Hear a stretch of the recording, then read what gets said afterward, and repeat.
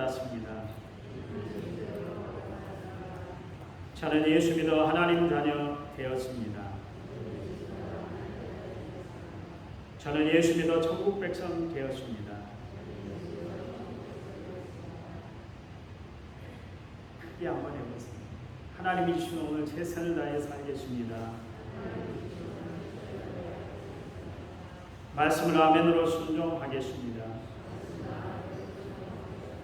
아멘. 그런 삶이 되기를 간절히 부탁을 드립니다. 아멘 하실 분은 크게 아멘 하시기 바랍니다. 우리가 살아가는 세상을 불교에서는 너무 힘들다고 생각을 했는지 고해와 같다, 고통의 바다와 같다 그러십니다. 너무 힘들다는 것이죠. 힘들지 않으면 고해라고 그렇게 써요. 시편 기자 모세는 그 시편 90편에서 우리의 인생이 70이고 좀 뭔가를 잘해서 80을 산다 치다 할지라도 그 연수가 수고와 슬픔뿐이다. 결코 즐거운 세상이 아니다. 그렇게 이야기를 했어요. 예수님도 우리가 살아가는 우리네 인생이 너무나 힘든다는 것을 아세요. 수고하고 무거운 짐진 자라 그렇게 말씀을 하셨어요. 이처럼 세상 살아가는 것이 참 힘들고 어렵다 할지라도 아무리 힘들어서 사람들은 죽기 위해서 살아가는 사람은 아무도 없어요. 잘 살아보려고 힘쓰고 있어요. 내일은 보다 나은 삶을 살기 위해서 오늘을 위해서 최선을 다해서 우리가 살아가는 거 아니겠습니까? 그런데 우리가 전자제품이나 자동차를 사는 순간부터 중고가 되어버리잖아요. 그렇잖아요.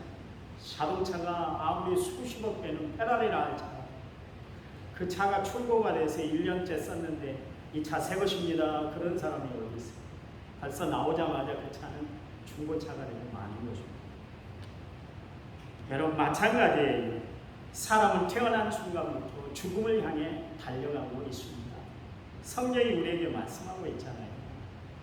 한번 죽는 것은 사람에게 정하신 것이고 그 후에는 심판이 있다. 그러니까 성경의 말씀처럼 이 땅에 살아가는 누구도 피할 수 없는 것이 있는데 그것은 뭐냐면 죽음이에요. 여러분 우리들 가운데 죽음을 물리치고 살아갈 사람은 이 세상에 아무도 없어요. 이 세상에 그 무엇으로도 막을 수 없는 것이 있는데 그것은 뭐예요? 나이 먹는 것, 나이 드는 것과 죽음을 맞는 것입니다. 그래서 사람들은 나이 먹는 것, 죽는 것을 두려워하고 무서워하고 그렇게 살아가고 있습니다. 그런데 오늘 성경에 보니까 바울이 뭐라고 했냐면 나는 날마다 죽는다 그랬습니다. 왜 바울은 나는 날마다 죽는다 그렇게 이야기했을까요?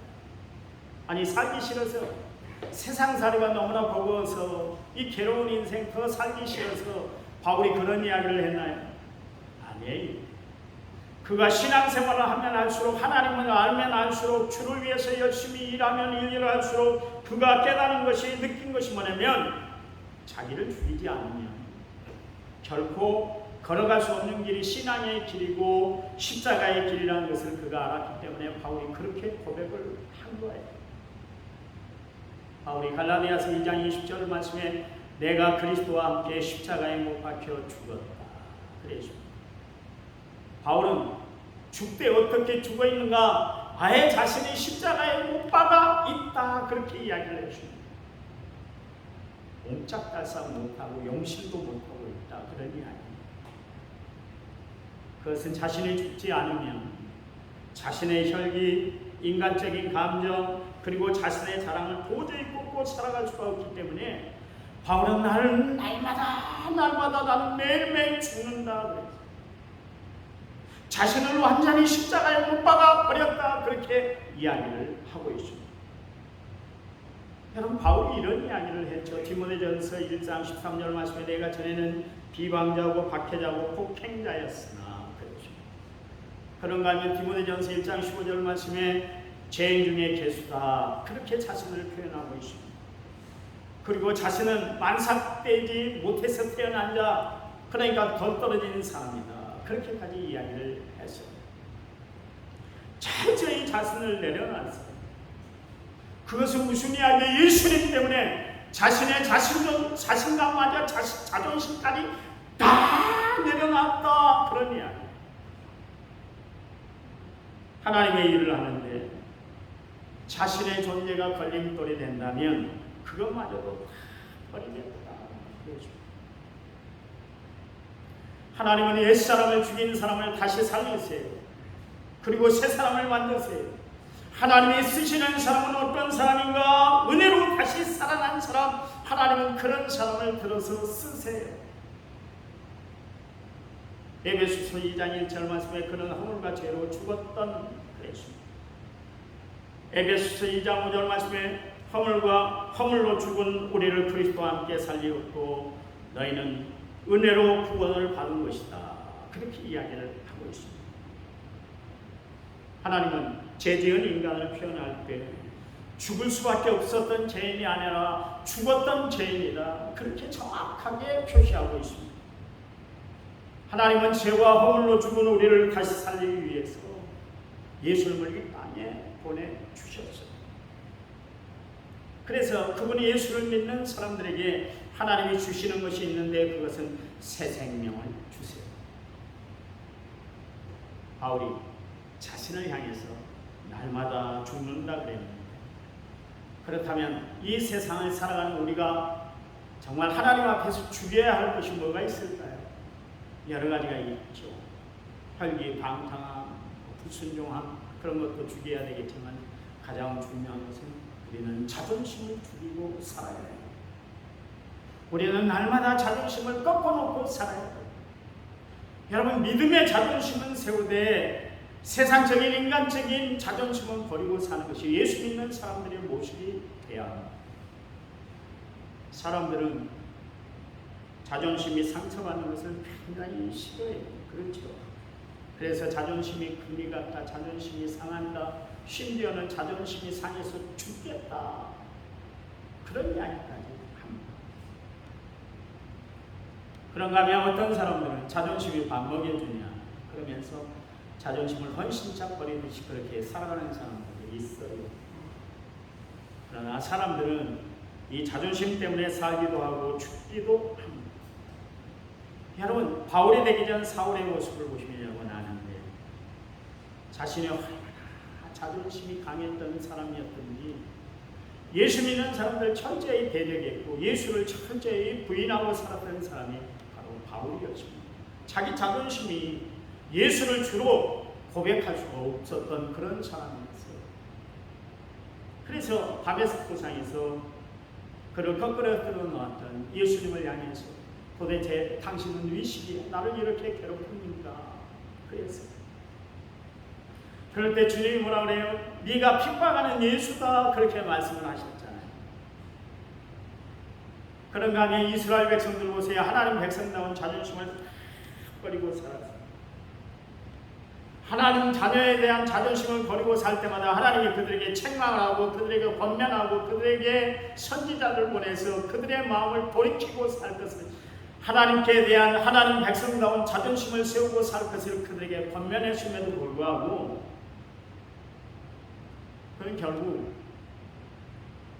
하나님 백성다운 자존심을 다 버리고 말았습니다. 그것 때문에 그들은 아수르의 포로가 되고 바벨론 포로가 되어서 세상을 유리방황하면서 살 수밖에 없었던 것을 우리가 성령의 역사를 통해 세계사를 통해서 알 수가 있습니다.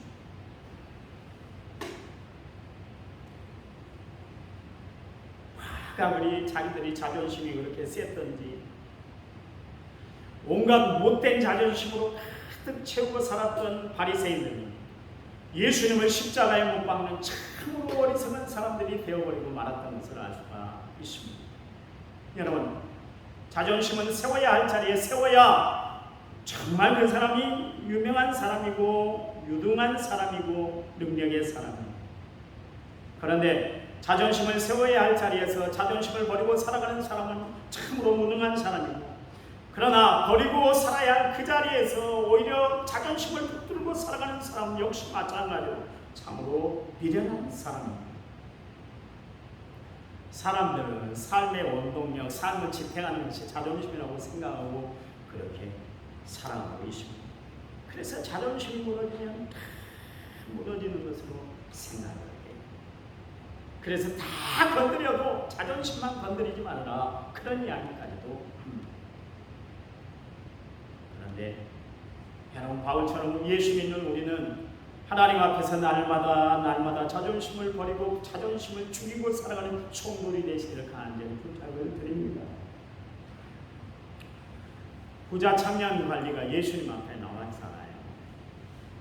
그에게 있어서 돈, 명예가 자기의 자존심을 세우는, 세상을 살아가는 힘이 되었어요.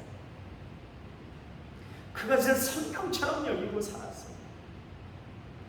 그래서 그의 마음을 다 알고 계시는 예수님이, 야, 네 가지고 있는 재물, 재산, 가난한 사람들에게 다 나눠준 다음에 나를 따라.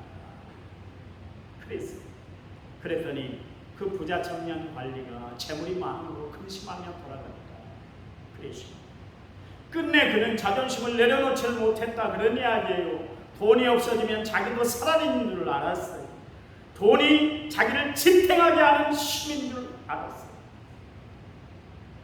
그러니까 영생을 돈과 재물과 바꿔버리는 어리석은 사람이 되고 말았던 사람수가 있습니다. 그는 세상 사람들을 눈으로 볼 때, 세상 사람들의 시선으로 볼 때는 참 대단한 청년이고 똑똑한 청년이고 장래가 유수한 청년으로 그렇게 칭찬을 받았을지 모르지만 예수님이 볼 때는 아니었습니다. 안타까운 사람이었어요. 그런가 하면 부자 청년 관리처럼 돈을 세상 사랑하는 자존심으로 하고 평생 그렇게 살았던 여리고성 그 세리장인 사케오, 그가 예수님을 만났잖아요. 그 예수님을 만남으로 말미암아 자기의 자존심을 다 내려놨어요. 그가 구원자 되신 예수님을 만남으로 말미암아 세상의 자존심, 그의 내면의 자존심까지 다 내려놓게 됐다, 그런 이야기예요. 그래서 뭐라고 그랬나요? 자신의 재산 절반이라도 내가 가난한 사람들을 위해서 희사하겠습니다. 만약 네 것을 강제로 내가 빼앗은 일이 있고 강탈한 일이 있으면 내가 그건 4배로 보상해 드리겠습니다. 그렇게 이야기를 했어요. 그는 영생 대신 예수님을 붙들기 위해서 세상의 자존심인 재물을 다 내려놨다, 그런 이야기예요. 사케오야말로 참으로 지혜로운 사람인 것을 알 수가 있습니다. 여러분, 예수님은 이 땅에 오실 때 자신의 자존심을 다 내려놓고 이 땅에 오셨어요. 빌립보서 2장 6절 8절 말씀에 그는 본체 하나님과 동등될 것을 취할 것으로 여기지 아니하시고 오히려 자기를 베어 종의 형체를 가지사 사람들과 같이 되었고 사람의 모양으로 나타나셨으며 자기를 낮추시고 죽기까지 복종했으니 그 십자가에 죽으십니다. 그렇게 이야기를 하고 있습니다. 한 번은 사람들이 예수님을 바알세불이다, 그렇게 이야기를 했습니다. 마태복음 10장 24절 말씀에 바리새인들은 듣고 이르되 이가 귀신의 왕 바알세불을 힘입지 않고는 귀신을 쫓아내지 못하느니라 하거늘 그랬습니다. 예수님을 바알세불이다, 그래서 귀신을 쫓는 사람이다, 귀신을 쫓는 무리다, 그렇게 이야기를 했어요. 예수님을 하찮은 존재로 여겼다, 그러냐. 얼마나 자존심이 상해.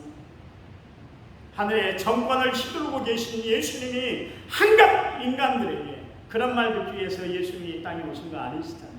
그런데 다 들었어요. 심지어 바알세불이다 그랬습니다. 여러분, 바알세불은 뭡니까? 파리의 왕이다, 그런 이야기예요. 이 똥파리 같은 존재야, 그런 이야기요. 이 똥파리지, 그런 이야기요. 얼마나 사람이 자존심이 상해. 사람을 사람으로 표현하지 아니하고 짐승 그것도 한갖 파리에 불과한 그런 아무 쓰잘데기 없는 존재로 그렇게 불림을 받았는데 예수님이 그 소리 듣고도 나 자존심 상해 죽겠어, 그런 이야기 안 하셨어요. 예수님이 이 땅에 오셔서 별소리를 다 들으셨잖아요. 십자가를 지시기 전까지 공생의 사역 기간 내에 얼마나 자존심 상한 일들을 많이 당하셨는지 모르겠어요. 또한 십자가를 지는 일이 얼마나 힘드셨던지, 그 일이 얼마나 자존심을 상하게 하는 일이었던지 예수님은 겟세마네 동산에 올라가서 땀방울이 핏방울이 되도록 기도하셨고 생전에 제자들에게 한 번도 야 나를 위해서 좀 기도해줘 이렇게 부탁하신 적이 없는데도 그날만 나를 위해서 1시간 동안만 기도해줘 그럴 정도로 예수님이 겟세마네 동산에 올라가셨을 때 너무나 힘들고 비참하고 어렵고 자존심 상한 발길이었다 그런 이야기예요. 여러분 예수님이 십자가 지신 거 그냥 된 거 아니에요. 여러분 십자가의 구원의 은혜를 체험한 사람은 하나님의 은혜를 체험한 사람이고 하나님의 희생을 체험한 사람이고 하나님의 역사를 몸소 체험한 사람이라면 여러분이 십자가의 자녀, 십자가의 분명 하나님의 자녀라면 어떻게 살아요? 어떻게 살아요? 예수님이 얼마나 힘드셨으면 하수만 있으면 이 잔을 내게서 물리쳐주세요. 대속의 십자가를 지기가 너무나 힘드셨던 것이죠. 그러나 예수님은 하나님의 뜻을 이루기 위해서 그때까지도 자존심까지 다 내려놨잖아요.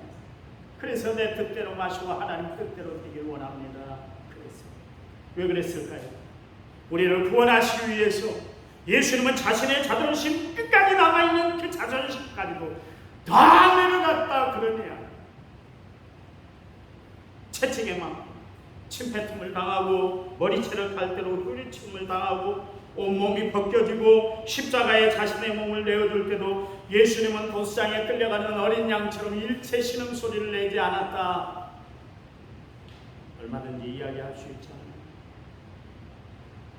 내가 하늘의 천사와 천군들을 동원해서 너희들을 해할 수 있어 감히 나에게 이렇게 자존심 상하는 일을 하게 예수님 그러지를 않으셨어요. 이게 십자가의 정신, 이게 예수님의 정신으로 살아가는 사람들이에요. 여러분 우리가 예수님의 십자가를 마음에 새기고 산다면 어떤 이야기를 듣고 어떤 일이 나 앞에 벌어진다 할지라도 우리는 참아낼 수 있는 믿음이 있어야 될 줄 믿습니다. 예수님은 자신을 내려놓으실 때 하나님의 일을 온전히 이룰 수가 있었어요. 여러분 힘든 일이 있습니까?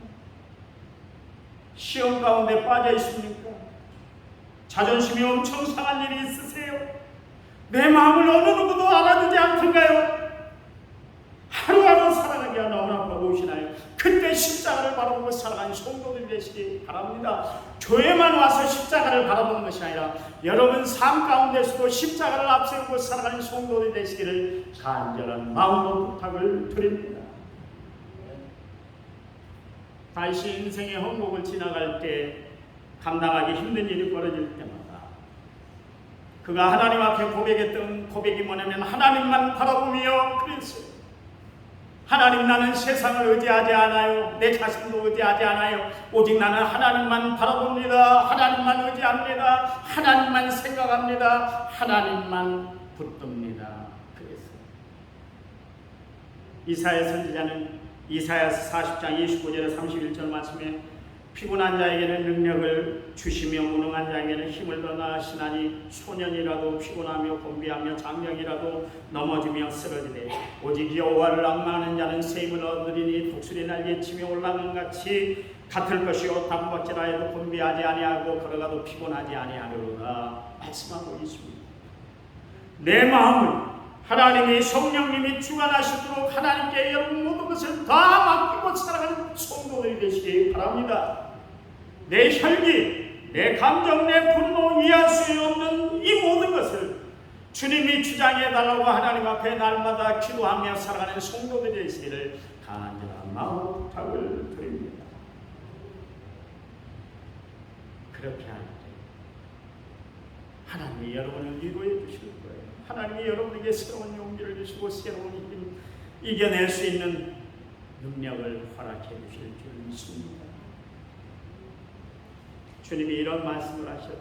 이사야서 61장 3절 무릇 시온에서 슬퍼하는 자에게 화관을 주어 그 죄를 대신하며 기쁨의 기름으로 그 슬픔을 대신하며 찬송의 옷으로 그 근심을 대신하게 한다. 그러십니다.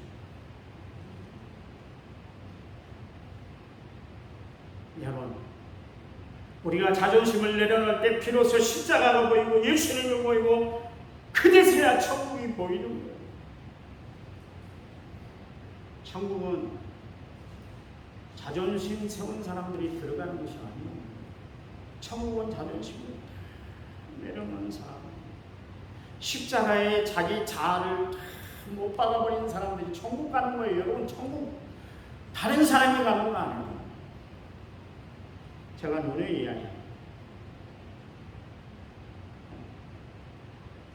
사도행전 16장 31절 말씀에 주 예수를 믿어라 그래야 하면 너와 내 집이 구원을 얻는다 그랬잖아요. 우리의 구원은 조건은 다른 거 없어요. 예수를 믿으면 돼요.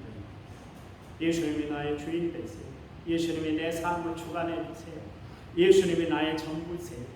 예수님 나의 주인 되십니다. 이 고백을 드리면 하나님은 그 고백을 듣고 입술의 고백을 듣고 우리를 구원하시는 사실이지만 삶 가운데 예수 믿는 사람들의 모습이 나타나야 될 거 아니겠어요? 대한민국 사람은 어디를 가도 표시가 나잖아요. 그렇죠? 여러분 가끔 외국 뉴스를 하는데 이렇게 모습을 비추고 있으면 한국 사람들은 어느 정도 표시가 나잖아요. 그렇죠? 몽골 사람하고 한국 사람하고 많이 닮았다고 그때다만 중국 사람도 닮고 일본 사람도 동양 사람들은 많이 닮긴 했지만 한국 사람들은 딱 표시가 나잖아요.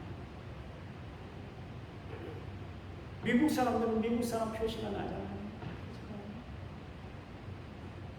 예수 믿는 사람들, 예수 믿는 표시가 나타나야 되는데 어떻게 해야 될까요? 어떤 모습으로 나타나야 할까요? 자기를 죽이는 모습이 나타나요. 나라가 죽는 바울이 고린도 교회를 사역을 감당하는데 진짜 고린도 교회의 교인들 감당하기 힘든 교인들 아니에요. 별소리를 바울에게 다 쏟아부었으니까요. 그런데도 그가 모든 고난을 다 이겨냈던 것은 자신을 십자가에 못 박아버렸기 때문에 자존심을 다 내려놨기 때문에 그들이 별소리를 다 하고 별 이야기를 다 하고 듣지 않아야 할 이야기까지 들을 때도 다 자존심을 내려놨기 때문에 자신을 십자가에 못 박아버렸기 때문에 그 일들을 감당할 수가 있었어요. 그래서 오늘 본문의 말씀에 15장 31절 말씀에서 그러죠. 나는 날마다 죽는다. 죽지 않고는 사역을 감당할 수가 없다는 거예요. 고린도 교인들아 함께 할 수가 없다는 거예요.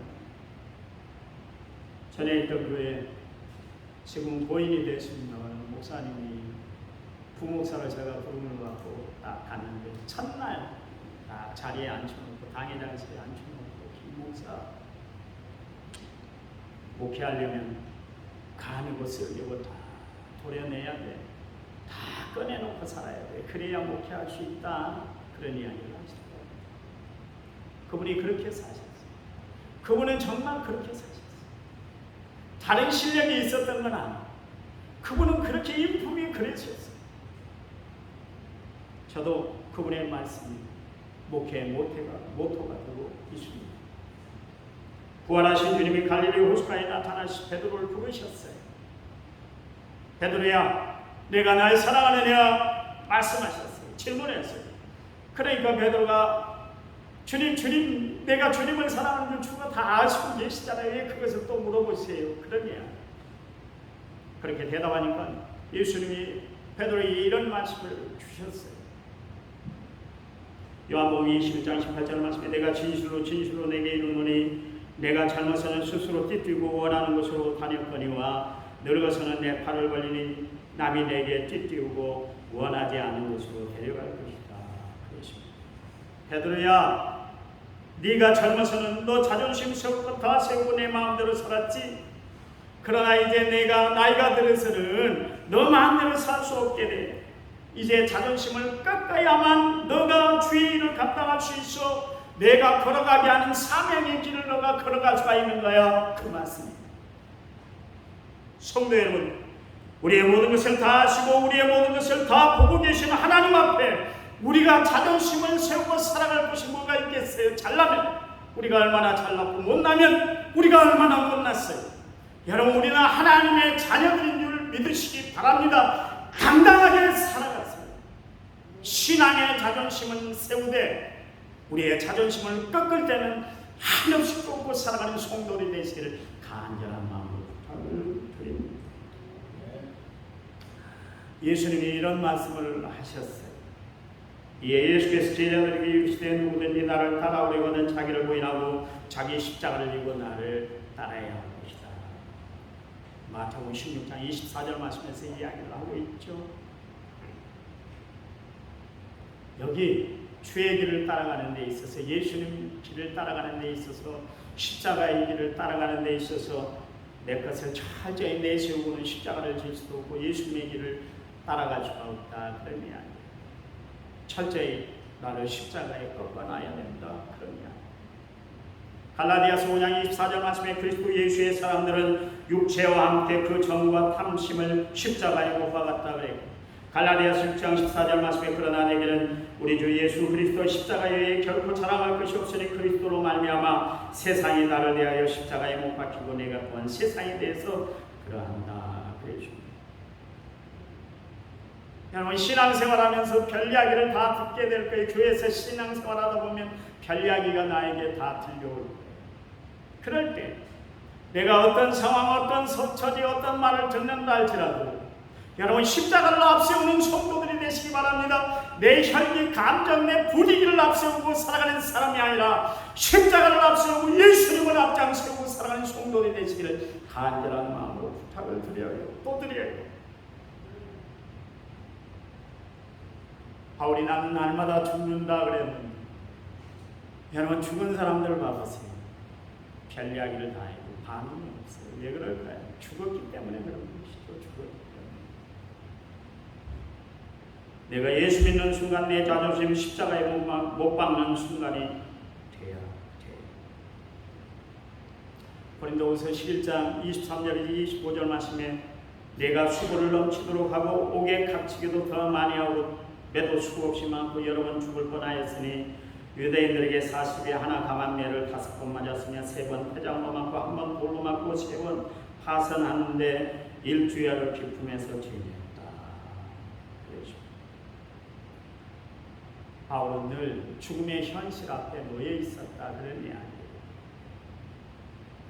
매일매일 바울을 죽이지 않으면 잠도 안 자요. 세상에 이런 사람들이 우리 원수지가 아니라 알잖아요. 그 사람 죽이지 않으면 잠도 안 자고 밥도 안 먹으면 죽겠다는 거예요. 죽지 않으면 죽을 것을 결심하고 바울을 죽이겠다는 거예요. 세상에 이런 사람들이 있어요. 바울이 그 소식을 전해 들을 때 얼마나 가슴이 멍멍했어요. 한번 생각해요. 자기가 유대인을 향해서 잘못한 게 뭐가 있습니까? 쉬지 않고 그들 구원을 위해서 기도해요. 그들이 구원받도록 날마다 복음을 전해요. 그들을 향해서 사랑의 마음을 가지고 있는 사람인데, 유대인들은 바울을 죽이지 않으면 안 되겠다. 결사대를 만들어 놓아요. 30명의 사람들이 그렇게 결사대를 만들었어요. 그런 현실 속에서 바울이 어떻게 살았을까요? 어떻게 주의 일을 감당해 나갔을까요? 그는 자기를 날마다 죽였기 때문에, 자존심을 죽였기 때문에 그렇습니다. 결론입니다. 오늘 본문에 바울은 나는 날마다 죽는다. 그렇죠.